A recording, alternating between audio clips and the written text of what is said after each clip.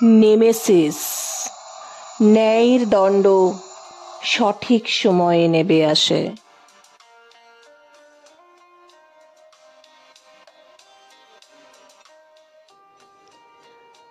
আজ গল্পের শেষটা শুনতেই হবে। কদিন আর অপেক্ষা করা যায়? লেভেল ক্রসিংয়ে পড়ে থাকা গেটের উপর বাম হাত রেখে ডান হাতটা দিয়ে সাইকেলটা ধরে ট্রেনের প্রতীক্ষা করতে করতে ভাবছিলেন সমীরবাবু। ট্রেন চলে গেলে ধীরে সুস্থে লাইন পার হয়ে আবার সাইকেলে উঠে দোলতলা ঘাটের দিকে চললেন সমীরবাবু।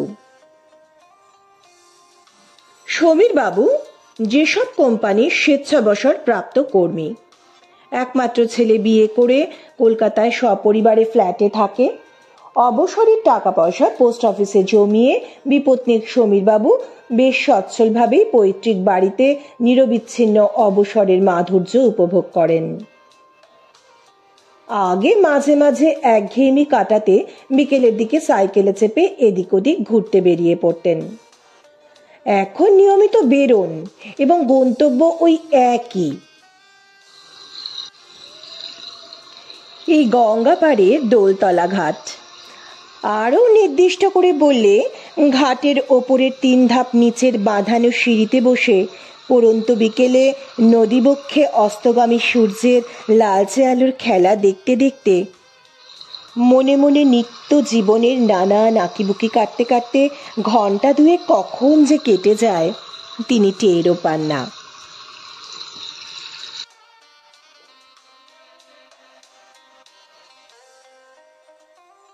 আমাদের আজকের গল্প নেমেসিস, কলমে শিখর চক্রবর্তী। নেমেসিস ছিলেন একজন গ্রিক দেবী, যিনি ভালো কাজের জন্য পুরস্কার এবং খারাপ কাজের জন্য শাস্তি প্রদান করতেন। ওই যাকে আমরা বলি কর্মফল। এই কর্মফলকে কেন্দ্র করেই আবর্তিত হচ্ছে আজকের গল্প। শুনছি নেমেসিস। গল্পের শেষে গল্পটি কেমন লাগলো অবশ্যই জানাবেন। আমাদের গত সপ্তাহের গল্পে যারা তাদের মতামত জানিয়েছিলেন তারা হচ্ছেন তাপস দে, ডক্টর শিলাদিত্য, কাবেরী সেনগুপ্ত, গোপা চ্যাটার্জি, সবিতা রয়, উত্তরা সেন এবং ইন্দ্রজিৎ ঘোষ ও অরূপ গোস্বামী। এদেরকে অনেক ধন্যবাদ জানাই। শুনছি নেমেসিস।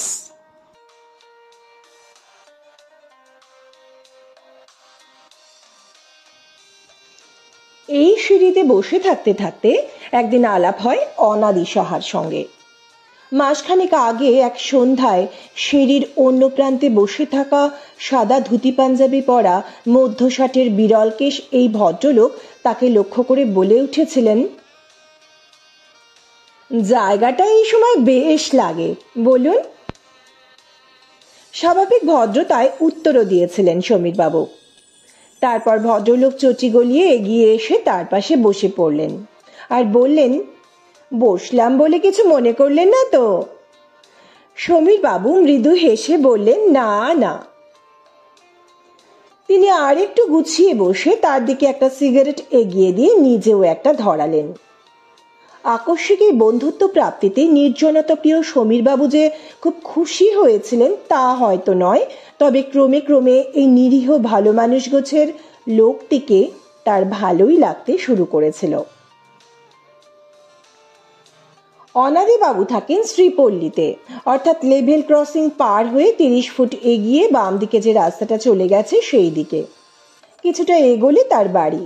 সন্তান সন্ততি সহ সরকারি অফিসের অবসরপ্রাপ্ত বড় বাবু অনাদি সাহার বাস সেই পাড়ার একটি দোতলা বাড়িতে। অনাদি বাবু কথা বলতে ভালোবাসেন আর স্বল্পবাক সমীর বাবুর মতো একজন শ্রোতা পেয়ে তার গল্পের স্রোত ক্রমশ জোয়ারের গঙ্গার মতোই সমীর বাবুর মন প্লাবিত করতে থাকলো।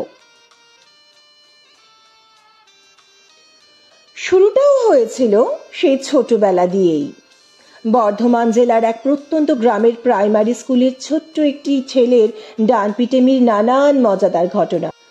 স্কুলের বন্ধুদের টিফিন চুরি করে খাওয়া, অঙ্ক স্যারের ক্লাসের আগে চক সরিয়ে রাখা থেকে শুরু করে প্রতিবেশীদের বাগানে দৌরাত্ম্য ইত্যাদি নানান স্বাভাবিক বালক সুলভ চপলতা সমৃদ্ধ তার এই বাল্যজীবন সমীরবাবুর নিজের ছোটবেলার স্মৃতিও উস্কে দিল।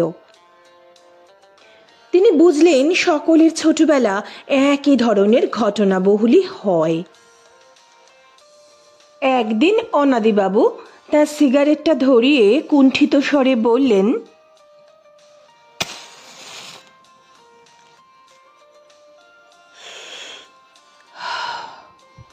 বুঝলেন মশাই, পাপ কাজও যে করিনি তা নয়।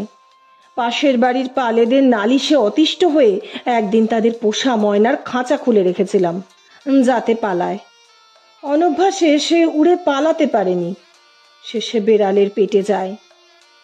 কি কাণ্ড বলুন তো। তখন না হয় অবুঝ ছিলাম, এখন যখন একা একা বসে এই ঘটনাগুলো ভাবি, বিবেকের দংশন যে আমাকে কি পরিমাণে বিব্রত করে আপনাকে আর কি বলবো। অনাদিবাবুর বাল্যজীবনের এইসব নানান স্বাভাবিক বালক সুলভ চপলতা সমৃদ্ধ জীবন সমীরবাবুর নিজের ছোটবেলার স্মৃতিকেও উস্কে দিল। তিনি বুঝলেন সকলের ছোটবেলায় এই ধরনের ঘটনাবহুলই হয়। অনাদিবাবুর ময়নার খাঁচা খুলে দেবার ঘটনায় সমীরবাবুর মনে পড়ে গিয়েছিল তারও ছোটবেলায় পাশের রমা কাকিমার পোষা কুকুর ভুলোর চিৎকারে অতিষ্ঠ হয়ে ইঁট ছুঁড়ে তিনি এমন মেরেছিলেন যে সারা জীবন কুকুরটা খুঁড়িয়ে চলত। এটা অবশ্য কোনোদিনও তার মনে কোনো পাপবোধ জাগায়নি, বরং ফেরার পথে যখন আরো মনে পড়ল এরকম ভাবে তিনি ঢিল ছুঁড়ে কটা পাখিও মেরেছিলেন। আর ফড়িংয়ের পিছনে সুতো বেঁধে ওড়ানো ইত্যাদি অপকর্মগুলোকে ধরলে তো তার পাপের পাল্লায় ভারী ধরতে হয়। এগুলো নিছকই কম বয়সের দোষীপনা, আর অনাদিবাবুর মতো নিরীহ ভীরু মানুষের মনে সেগুলো পাপবোধ জাগাবে এতে আর আশ্চর্য কি। এমনি ভাবে রোজ বিকেলে দুই প্রহর একসঙ্গে অবসর কাটান। মূলত অনাদিবাবুই বক্তা আর সমীরবাবু শ্রোতা মাত্র। তবে অনাদিবাবুর এই স্মৃতি রোমন্থন সমীরবাবুর বহু পুরনো স্মৃতিকে উস্কে দেয়। জীবনের নানা ওঠানামার কাহিনীর অবতারণা করতে গিয়ে একদিন অনাদিবাবু বিবৃত করলেন এক কাহিনী। এই ঘটনা যে তাকে মরমে মেরে রেখেছে তা বেশ বোঝা গেল। অনাদিবাবু বললেন, জানেন মশাই, আজকের যে ঘটনাটা মনে পড়ছে তা কিন্তু শৈশবের বালখিল্যতা নয়। তখন আমি যুবক, বোধ বুদ্ধি সবই হয়েছে, কিন্তু সামান্য অর্থ সাচ্ছল্যের হাতছানিতে একটা বড়সড় পাপ করে ফেললাম। আমি আর আমার এক বন্ধু নিয়মিত লটারির টিকিট কাটতাম। ওদের বাড়িতে ছিল আমার অবাধ যাতায়াত। ও লটারির টিকিটগুলো কোথায় রাখতো তাও জানতাম। একদিন সকালে উঠে খবরের কাগজে লটারির নম্বর মিলিয়ে দেখলাম ওই বন্ধুর লটারির নম্বর একটা মোটা অঙ্কের টাকা জিতেছে। আমার আর ওর টিকিটের নম্বর পরপরই থাকতো। আমি পকেটে আমার টিকিটটা ফেলে হাঁটা দিলাম ওর বাড়ির দিকে। গিয়ে দেখলাম বন্ধু বাড়ি নেই, একটু দূরে টিউশন পড়াতে গেছে। ওর ঘরে গিয়ে বই খোঁজার অজুহাতে লটারির টিকিটটা বদলে নিলাম। হতভাগ্য বন্ধুটি আজও জানতে পারেনি এই কুকর্মের কথা। সমীরবাবু লক্ষ্য করেন গল্পের রং বেরঙের সুতোয় নকশি কাঁথার বুনটের শেষ প্রান্তে এসে বেরিয়ে পড়ে এই বিবর্ণ সুতোগুলি। হয়তোবা সচেতনভাবেই অনাদিবাবু তার জীবনের এই অন্ধকার দিকটা বার করেন যখন দিনের শেষে সূর্য পশ্চিমে মুখ লুকোয়, অনেকটা চার্চে পাদ্রির সামনে মুখ লুকিয়ে কনফেশনের মতো। হয়তো এসব বলে তিনি একটু হালকা হন, শান্তিও পান। অনাদিবাবুর জন্য কষ্টে সমীরবাবুর বুকের ভেতরটা একটু চিনচিন করে ওঠে। বাড়ি ফেরার জন্য উঠে পড়েন অনাদিবাবু। পা বাড়ানোর আগে একবার পিছন ফিরে অনাদিবাবু বললেন, নেমেসিস কাকে বলে জানেন? সমীরবাবু জানেন সে কথার মানে। বাংলায় তার অর্থ পাপের শাস্তি, যা অমোঘ, যা নেমে আসে অনিবার্যভাবেই, অজান্তে, ভগবানের মার। উত্তর শোনার জন্য অনাদিবাবু আর দাঁড়ালেন না। এক ঝলকের জন্য কি একবার মনে হলো তাঁর চোখটা চিকচিক করে উঠল। সেদিন ফেরার পথে অনাদিবাবুর শেষ কথাগুলো খুব মনে পড়ছিল সমীর বাবুর। আজ থেকে 3 দিন আগে অনাদিবাবুর সঙ্গে শেষ কথা হয় সমীর বাবুর। সেদিনও শুনিয়েছিলেন আর এক পাপ কাহিনী। একটু ধরা ধরা গলায় বলেছিলেন, জানেন সমীর বাবু, আমার জীবনের সবচেয়ে বড় পাপ এই চাকরিতে ঢোকার পর। আমার অফিসের ক্যাশ থেকে বেশ বড় অঙ্কের একটা টাকা আমি সরাই বাড়ি তৈরির প্রয়োজনে। ভেবেছিলাম পরে একসময় ভরে দেব। সে সুযোগ আর পাইনি। চুরি ধরা পড়লো তার আগেই। সন্দেহের বশে অভিযুক্ত করা হলো ঠিকা পিয়ন রামলালকে। পুলিশ নিয়ে গেল, আবার ছেড়েও দিল প্রমাণের অভাবে। রামলাল ফিরে এলো অফিসে, কিন্তু অফিস ফিরিয়ে দিল পাওনা কটা টাকা দিয়ে। চাকরি থাকলো না। আমি চেষ্টা করেছিলাম তার পাশে দাঁড়াতে, কিন্তু সে ফাঁকি দিল। লজ্জায় অপমানে আত্মহত্যা করে বসলো। আমার বুক ফাটলো, তবু মুখ ফুটলো না। আমি নিজেকেও ক্ষমা করতে পারিনি সেদিন। এতটা বলে অনাদিবাবু থামলেন, রুমাল বার করে মুখটা মুছলেন, বোধহয় চোখটাও। তারপর আবার চুপচাপ। সমীর বাবুর মনে তখন আর এক ঘটনা উঁকি দিতে আরম্ভ করেছে, অবশ্য তার নিজের জীবনের। যেসব কোম্পানির চাকরির পরীক্ষাটা দিয়েছিল তার এক ঘনিষ্ঠ বন্ধু বাদল তারই পাশে বসে। দুজনেই বলা বলি করে লিখেছিলেন, কিন্তু খাতা এক হলো না। কারণ সমীর বাবু জেনে বুঝেই বাদলকে ভুল উত্তর দিয়েছিলেন, আর তাই চাকরি হলো না বাদলের। বাদল কোনোদিনই জানতে পারে না এক লেখা সত্ত্বেও তার চাকরিটা কেন হলো না। বলা ভালো জেনে যেতে পারেনি। কারণ এ ঘটনার অনেক বছর পর সমীর বাবু জেনেছিলেন বাদল সংসার চালাতে ট্রেনে হকারি করত, আর এই ট্রেনেই একদিন রান ওভার হয়ে যায়।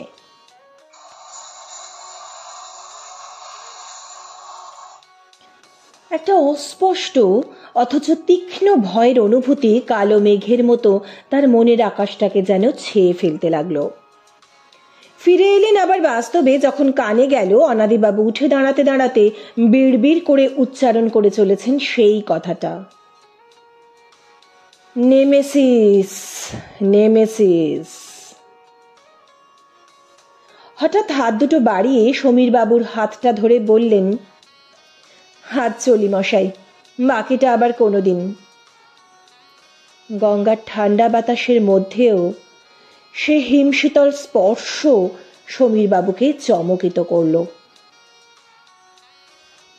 আজ 3 দিন ধরে প্রতি সন্ধ্যায় এই ঘাটে অপেক্ষা করছেন সমীর বাবু। অনাদিবাবু আসেননি। সেদিনের শেষ কথাগুলো মনে পড়ছিল সমীর বাবুর। তার সেই হাত মেলানোর মধ্যে কোথাও কি একটা বিদায়ের সুর ছিল? একদিন একটা পাপবোধ যেন তার নিজের মধ্যে অজ্ঞাতে ডালপালা বিস্তার করেছে। এই নেমেসিস তবে কি? নিজেকে বোঝানোর অনেক চেষ্টা করলেন সমীর বাবু। এসব দুর্বল মনের ফসল। কিসের নেমেসিস? তাহলে তার প্রতিবেশী রক্ষিত লটারির ব্যবসায় লোককে সর্বশান্ত করে 4 তলা বাড়িতে নিজে সুখে থাকতো না? সব বাজে কথা। সন্ধ্যার অন্ধকারের সঙ্গে সঙ্গে সেই অস্বস্তিটা আবার যেন ফিরে ফিরে আসছে। সঙ্গে কেমন যেন একটা ভয় তাকে আস্তে আস্তে গ্রাস করতে লাগলো। কিসের ভয় তা তিনি জানেন না, শুধু মনে হতে লাগলো আরো কিছুক্ষণ বসে থাকলে তিনি বোধহয় আর কোনোদিনই বাড়ি ফিরতে পারবেন না। এক ঝটকা দিয়ে তিনি উঠে দাঁড়ালেন। এমন সময় জলের দিক থেকে নিত্য স্নান সেরে সিঁড়ি দিয়ে উঠে এলেন ভট্টাচার্য মশাই, পাশের মন্দিরের পূজারী। রোজ এই সময় স্নান সেরে পুজোয় বসেন। যেতে যেতে শুধলেন, চললেন বুঝি? সমীরবাবু বললেন, হ্যাঁ। অনাদিবাবু, মানে আমার পাশে যাকে রোজ বসে থাকতে দেখেন, তিনি আজ কদিন আসছেন না, তাই একটু তাড়াতাড়ি। পুরুত মশাই অবাক চোখে খানিকক্ষণ তাকিয়ে থেকে বললেন, আপনার পাশে? কই, কাউকে কোনোদিন চোখে পড়েনি তো। তা হবে হয়তো। তিনি মাথা দোলাতে দোলাতে আবার পিছু ফিরে হাঁটা লাগালেন। সমীরবাবুর কপালে বিন্দু বিন্দু ঘাম দেখা দিল। জলের ধারের অন্ধকারের ডেলাটা যেন পাকিয়ে পাকিয়ে উঠে আসতে লাগলো। সমীরবাবুর কপালটা একবার মুছে নিয়ে সাইকেলে উঠে প্রাণপণ জোরে প্যাডেলে চাপ দিলেন। থামতে অবশ্য হলো রেল গেটে। গেট পড়ে আছে। সমীরবাবু সাইকেল থেকে নেমে একইভাবে এক হাতে সাইকেল ধরে আর এক হাতে গেটের ডান্ডাটার উপর রেখে দাঁড়ালেন। অস্বস্তিটা যেন পেছনে, বারবার পেছন ফিরে তাকাচ্ছেন তিনি। পাশ দিয়ে এক ছোকরা মাথা গলিয়ে পার হয়ে যেতে যেতে বলে গেল, চলে আসুন কাকু, এখনো দেরি আছে। সমীরবাবু শুনেও শুনলেন না। আরো কয়েক মিনিট। হ্যাঁ, এইবার স্টেশন ছেড়ে বেরিয়েছে ট্রেনটা। তার উজ্জ্বল আলো এসে পড়েছে সামনের লাইনের ওপর। সেই আলোয় সমীরবাবু দেখতে পেলেন লাইনের উল্টো দিকে গেট ধরে দাঁড়িয়ে থাকা সেই লোকটাকে। সাদা ধুতি পাঞ্জাবি, মাথা জোড়া টাক। এ তো না, এত দূর থেকে ঠিক। আরেকটু কাছে গেলে আরেকটু স্পষ্ট। ভাবতে ভাবতে সমীরবাবু গেটের তলা দিয়ে মাথাটা গলিয়েই দিলেন। ডান দিক থেকে তখন গর্জন করতে করতে দৈত্যটা ছুটে আসছে।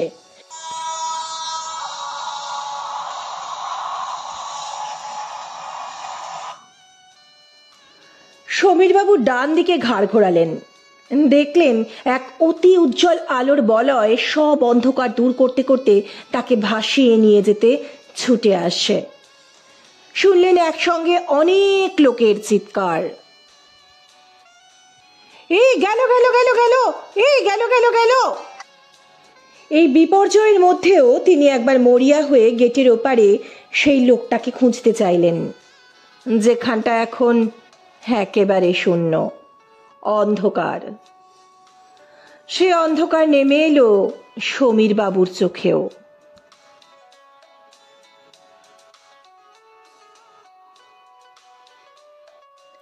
বন্ধুরা, আজকের গল্প এখানেই শেষ হলো। গল্পটিকে লাইক করতে, অনেক শেয়ার করতে আর আপনাদের মতামত জানাতে ভুলবেন না। আর চ্যানেলটিকে অবশ্যই সাবস্ক্রাইব করা চাই। যারা মতামত জানাচ্ছেন এবং চ্যানেলটিকে সাবস্ক্রাইব করেছেন তাদেরকে আমার অনেক ধন্যবাদ। সকলে সুস্থ থাকবেন, ভালো থাকবেন। নমস্কার।